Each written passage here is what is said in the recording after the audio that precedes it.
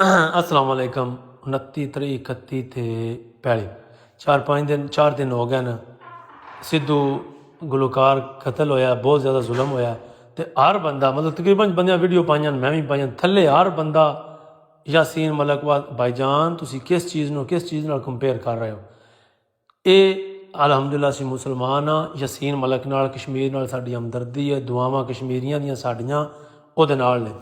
समझ आई। तो दूजी गल रही सिद्धू होर चीज़ है, गुलकार आई उन लोग पसंद करते हैं, थोड़े जे अरसे जो मशहूर होया वो कोई जुल्म होया है। समझ आइए, जुल्म होया है, वो माँ प्यो नाल कल्ला कारा पुत्तर है, कतल किया गया बेरहमी नाल। बंदियां दी हमदर्दी है, वो साडी भी हमदर्दी है।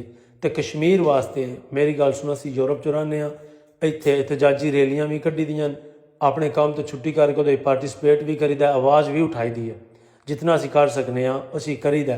तो दूजी गल रही साडी, मेरे ख्याल नाल एक वीडियो नाल यासीन मलिक नूं रिहा उन्हां को नहीं करना।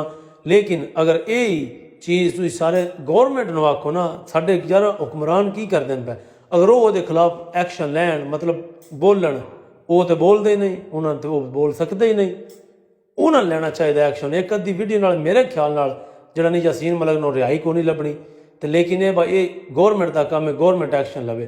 दूजा ये तुसीं यासीन मलिक नूं सिद्धू नाल कंपेयर ना करो। वो रब दे अपने मतलब वो भी याद कर रहा है अपने मुल्क वास्ते, अपने लोगों वास्ते, हक थे वो भी अल्लाह पाक को मतलब कामयाब करे, रिहा करे। लेकिन सिद्धू होर चीज़ है, सिद्धू मूसेवाला गुलकार है, कलाकार है, दिलों च वसदा है, वो भी हकीकत बात है। समझ आइए, लोग उन पसंद करते हैं। सो प्लीज़ इन्होंने दोवें चीज़ों आप कंपेयर ना करो, एक शगुफा लैके भज ना वगया करो इंजे। समझ आई। हाँ तो सो प्लीज़ मैं ये दोनों आखना बस दो चीज़ां बड़ियां डिफरेंट ने। बाकी सन एहसास बिल्कुल है कश्मीरियों का, कश्मीर का वो वास्ते ऑलरेडी साड़ी वीडियो ही मौजूद ने प्रोफाइल पर बनाई दियाँ भी सन, मतलब हमदर्दी भी है सारी। हाँ लेकिन इंजे ना मतलब हो गया तंबा चाह के भज वगया करो, जिदे एक गया दूजे ही मगर मगर। समझ आई। हाँ।